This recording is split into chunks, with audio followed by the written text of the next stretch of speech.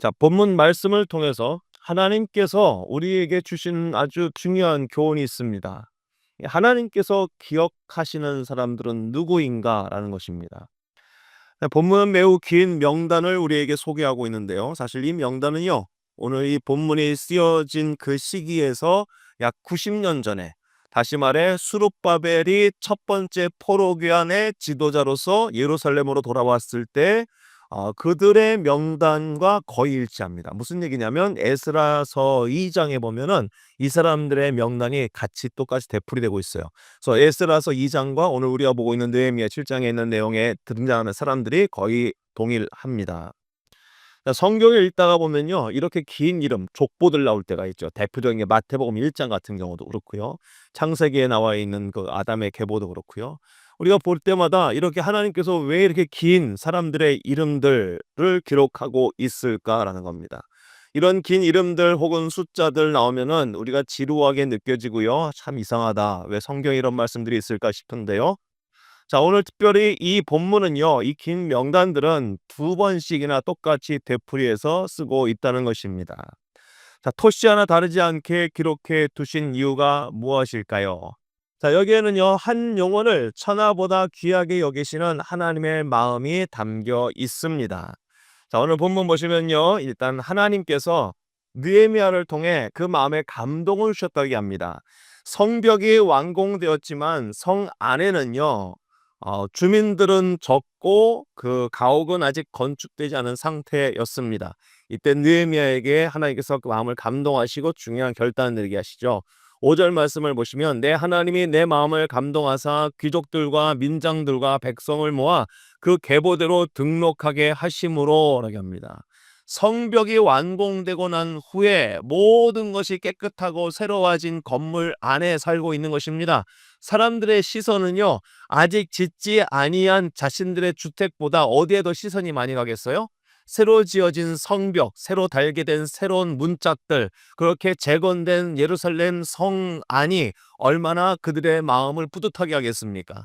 그리고 느헤미야도 역시 야, 내가 이 일을 이루었다 하면서 자신이 지어놓은 그렇게 높이 쌓아 올린 성벽에 그 마음을 빼앗겼을 수도 있습니다. 그런데 하나님께서 그때 느헤미야의 마음을 감동해서 그가 수고하여 쌓아 올린 성벽이 아니라 누구에게 시선이 가게 하냐면 사람들에게 가게 하더라는 겁니다.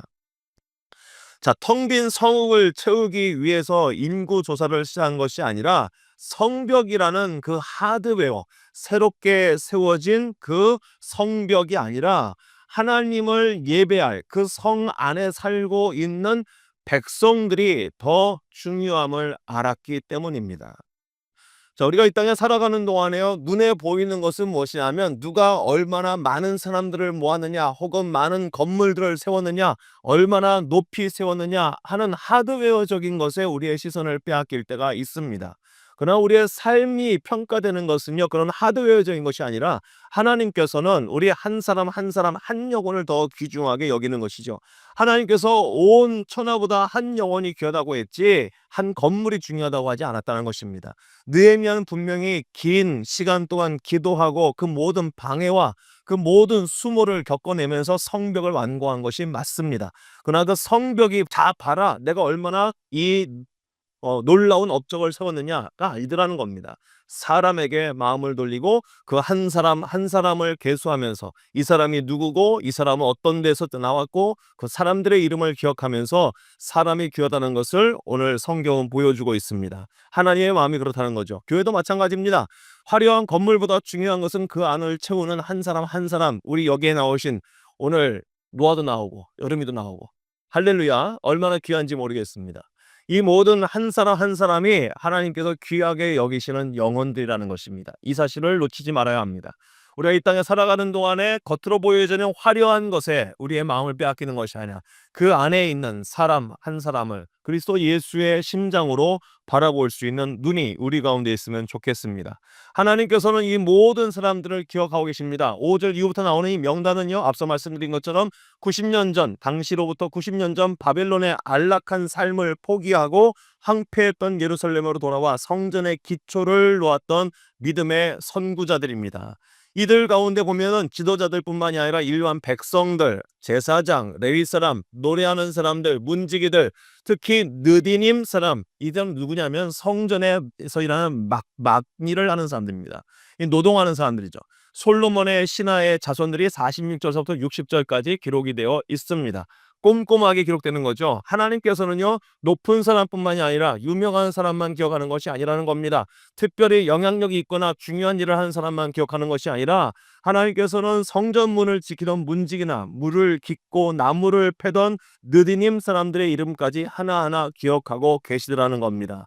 우리의 마음 가운데도 역시 이 말씀이 큰 위로가 되는 거죠. 이 땅을 살아가는 동안에 누가 볼 때 그럴듯한 일을 업적을 남기지 않았다 할지라도 하나님께서는 우리 한 사람 한 사람의 이름을 기억하고 계시는 줄로 믿으시기를 바랍니다. 이것이 바로 우리의 위로가 되는 거죠. 이름도 없이 빛도 없이 주를 위하여 헌신하고 삶을 살았던 우리 모두를 보고 계시고 기억하고 계시고 기록하고 계시는 분이 하나님이십니다. 오늘 이 말씀을 통해서 우리는 반대로 하나님의 그런 성품이 우리의 삶 가운데 어떻게 묻어나야 할까요? 우리 역시 한 사람 한 사람을 기억함이 중요하다는 겁니다. 교회는요, 우리 도미니카 순복음교회 누구 한 사람 어디 빼놓을 것이 없는 일당백을 하시는 정말 중요한 분들이신데, 살아가는 동안에 누가 더 중요한 얘기하고 누가 덜 중요한 하는 일은 사람은 없다는 것입니다. 모두가 다 소중한 사람이고 누구 한 사람 작은 것 하나라도 우리가 크게 귀하게 볼 줄 아는 마음이 필요하다는 것입니다. 주변 사람들 역시 마찬가지죠. 우리가 살아가는 동안에 한 사람 한 사람의 섬김이 모두 귀하다라는 마음을 갖고 기억해 줄 수 있고 그것에 대해서 위로하고 격려할 수 있는 그런 마음이 우리 가운데 있으면 좋겠습니다. 자, 오늘 이 말씀 가운데 61절부터 65절에 또 우리에게 주는 강한 도전이 있습니다. 이 명단을 보면은요, 델멜라의 등에서 올라온 사람들 중에서 자신의 조상의 가문과 종족을 증명할 수 없는 자들이 등장합니다. 특히 제사장 가문 중에서도 자신의 계보를 찾지 못한 자들이 있었습니다. 64절 말씀에 그 결과 그들은 부정하게 여겨져서 제사장 직분을 행하지 못하게 되었다고 말을 합니다. 여러분, 이것이 잔인한 처사나 어쩌면 그럴 수 있을까 할 게 아니라 거룩함을 위한 보존의 차원에서 하고 있는 결단이죠. 제사장이라는 것은 하나님과 백성 사이에서 중보하는 자이기 때문에 그 혈통과 영적인 정체성이 분명해야 하더라는 것입니다. 오늘날 우리에게 이것은 중요한 질문을 던지는 것입니다. 여러분, 우리가 하나님 앞에 하나님의 자녀라는 영적인 확실한 구원의 확신을 가지고 있는가라는 문제입니다. 내가 예수 그리스도를 구주로 믿어 하나님의 자녀가 되지 않았겠습니까? 그 믿음을 오늘날 매 순간마다 확인할 수 있어야 하는 것입니다. 하나님이 나를 자녀라고 부르는 것은 내가 누군가보다 훨씬 경건하거나 혹은 도덕성이 있거나 다른 사람보다 성실해서가 아니라 내가 그리스도 예수를 믿는 믿음 때문에 하나님은 나를 하나님의 자녀로 인정해 주는 것입니다. 우리의 혈통, 우리의 계보는 예수 그리스도께로부터 나오는 것입니다. 내가 늘 그리스도 예수 안에 있고 내가 그리스도 예수 안에 있음을 확인하지 않고 그 믿음이 확인되지 않는다면 우리는 하나님 앞에 아무것도 아닌 존재가 되는 것이죠. 늘 우리는 우리의 이름이 그리스도 예수로 말미암아 하나님 자녀가 되었다는 이 영적인 정체성을 확인할 수 있어야 합니다. 이 정체성이 확인되지 않았던 사람들은 그 직분에서 그 자리를 빼앗기는 일이 있었던 것을 보면서 우리의 삶 가운데 하나님, 내가 예수 그리스도로 말미암아 오늘 이 자리에 서 있습니다. 내가 예수 그리스도로 말미암아 오늘 하나님의 자녀로 살아갑니다라는 이 믿음의 정체성이 날마다 확인되어서 하나님께서 우리에게 허락하신 이 영적인 풍성한 기업을 놓치지 않고 살아갈 수 있는 우리 모두가 되었으면 좋겠습니다. 자, 오늘 본문을 통해서 하나님께서는 우리를 기억하고 계신다 말씀하십니다.